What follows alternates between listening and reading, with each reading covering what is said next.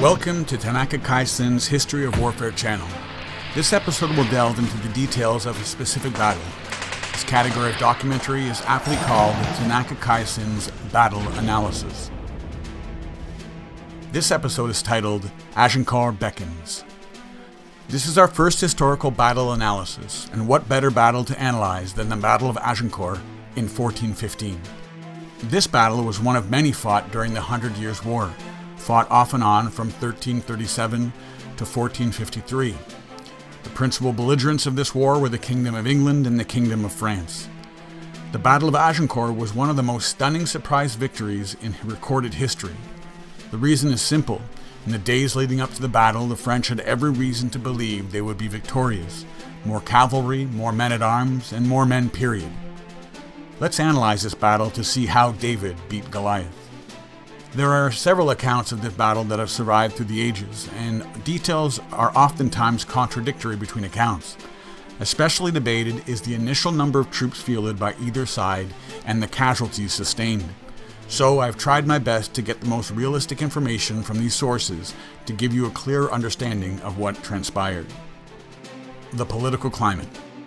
The recently crowned King Henry V of England, I'll just call him King Henry moving forward, wanted to be crowned King of France as well. This was his right to claim from his grandfather, but the French obviously had a problem with this. They already had a king, King Charles VI, King Charles hereafter. King Henry then offered to renounce his claim to the French crown if the French paid him 1.6 million crowns. A crown is a form of currency at the time, and not 1.6 million actual crowns, as if this couldn't get any more confusing. As the negotiations, offers of marriage, and substantial dowries were bantered back and forth, things deteriorated to the point where, on April 19, 1415, English Parliament sanctioned war with France, at the behest of King Henry, thus ending the truce, which had been in effect since 1389. This isn't a documentary on the entirety of the 100 Years' War, but war it was indeed. King Henry landed his army on the continent in mid-August. By mid-October, his 12,000 soldiers sieged and captured the town of Harfleur. But as winter approached, King Henry needed to decide his next course of action. His disease-ridden force could turn tail and retreat to England, but he decided to move to the English-held town of Calais on the French coast with his remaining 9,000 soldiers. This would be a propaganda coup, as King Henry flouted his ability to walk all over the French countryside without resistance from the French. He was hoping to provoke a response from King Charles. The French army was not resting on its laurels once King Henry had arrived on French soil. In fact, they were in the process of mustering a large army to repel the English. During King Henry's march along the coast, the French and English armies were in close proximity, but the French needed more time as more French noblemen joined the cause. The French army moved to block the English advance to Calais and succeeded by slowing the advance as the English army sought to circumvent the French army at the River Somme. In Agincourt, the French army moved to block. By that point, the French army was comprised of 14,000 soldiers plus 10,000 armed servants. Of the 14,000 soldiers, 4,000 were archers and crossbowmen, and 10,000 were men-at-arms. The additional 10,000 armed servants, or gros valets, could not be discounted, for although they were not as well armored as their masters, the men-at-arms, the gros valets were armed nonetheless. By October 24th, the armies were facing each other, and the stage was quickly being set for the Battle of Agincourt. Historians argue as to whether the battle took place to the east or west of Agincourt, but one thing is certain: the geography and the meteorology. The battle took place between two dense forests, one on the east and one on the west. The open field narrowed between these two forests, and that is where King Henry prepared his army. The field where the battle would take place had recently been harvested and tilled. Coupled with the recent heavy rains, the field was composed of dense and deep clay muck. I mention these conditions because they play an important part of the battle. Deployments. The English deployed at the southernmost part of the gap between the two forests. This gap was about 700 meters wide. Doing this would partially negate the French army's numerical advantage, as they would not be able to employ their forces on a wide front. They would need to fight on a narrower front with greater depth to their ranks. One of the tried and true strategies of any army facing a smaller foe was the option of encirclement. With the English positioned where they were, encirclement would be next to impossible. Next, King Henry's men positioned the majority of their archers on either flank, just inside the tree line. They cut and drove long pointed wooden stakes in the front of their positions to keep mounted French cavalry from overrunning them. Between the archers, the English positioned their men-at-arms in 3 groups. West to east, they were commanded by Baron Thomas Camoys, King Henry, and Edward, the Duke of York. It is possible that King Henry also had stakes set up between his groups to keep the French cavalry from easily exploiting gaps. So the English had approximately 3,000 archers on each flank and 3,000 men-at-arms in the 700-meter front. The French army were basically an army on the move, so no defensive works had really been installed.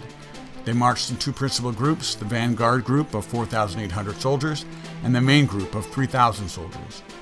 The French army had a full 5,000 soldiers more than the English fielded, which equated to 35% more troops. This does not count the additional 10,000 French gros valets who were present. There's much debate as to how and if the gros valets were engaged, but their numbers cannot be discounted outright. Charles, in a pinch, could bring this force to bear. Just the group of gros valets outnumbered the English army by 1,000 men. Due to the confined nature of the battlefield, the French army positioned their archers behind and flanking the main army instead of at the front as originally planned. At the back of the army, the archers could do little to partake in the battle. Charles had unwittingly removed his ranged units from the battle by rendering them impotent to attack. The battle is joined. For most of the morning, on October 25th, the 2 armies stood waiting. The English were waiting for the French advance, and the French were waiting for reinforcements that were not far from the field. While the English waited, they moved their positions closer to the French, hoping to entice the French to battle.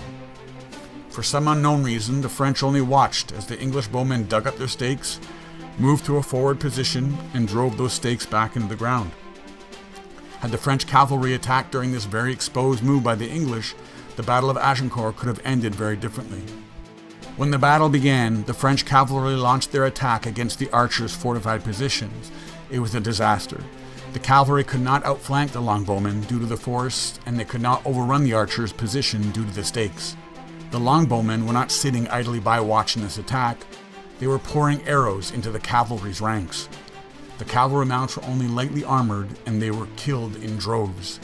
Those horses only wounded by arrows panicked and killed or injured many recently unmounted cavalrymen. The cavalry charge disintegrated, and those that survived retreated behind the French lines of men-at-arms. While the cavalry attack was going on, the main French assault was already underway. The French bowmen launched a preliminary volley of arrows and then retreated to the rear. As the main French groups advanced, the English archers renewed their barrage of missiles. Many of the French men-at-arms had head and chest armor that was impervious to arrows. However, their arm and leg armor was not. Additionally, their helmet visors were weak points. If an arrow entered the visor, the soldier would be dead or blinded, out of the fight in either scenario. As the French army advanced, the terrain began to take its toll. The mud was 1 or 2 feet deep at spots, and when worked, the mud became deeper and more viscous. Imagine 1,000 feet churning up a muddied field. The mud had several direct and immediate effects on the French force. The advance was slowed, troops stepping through a sucking mud, slowed to a proverbial crawl. The slowing provided more time to the English archers to effect their deadly work. The French men-at-arms were weighed down by armor and weapons. Normal marching was tiring, but trudging through the mud, the soldiers quickly became exhausted. The mud caused many men-at-arms to stumble and fall. Trying to extricate your prone self from mud without 50 pounds of additional armor was difficult at best. The abject horror of a fallen man-at-arms drowning in the mud as it seeped through their visor and other joints in his helmet cannot be downplayed. Additionally, there is no time for the men-at-arms behind those fallen to offer assistance. The arrows and general calamity of the battle actually saw these troops step on their recently fallen brethren in order to continue the advance toward the English.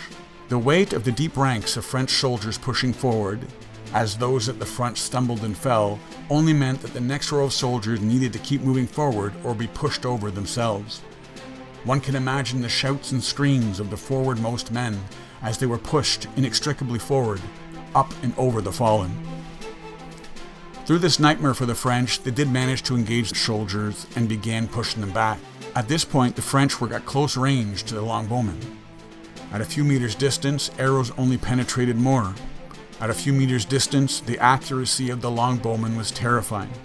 Once the archers expended their arrows, they took up their preferred melee weapons, hammers, axes, swords, and joined the fight. They were lightly armed and far from exhausted, and engaged the flanks of exhausted French groups. They helped the English men-at-arms in fighting, slaughtering the disorganized rabble of French soldiers in front of them. So congested were the forward French ranks, as the rearguard soldiers pushed forward, that they had great difficulty wielding their weapons. As subsequent waves of French attackers moved forward, they needed to climb over the corpses of their countrymen in an attempt to engage the English. In a battle which lasted 3 hours, thousands of French were captured and thousands more killed.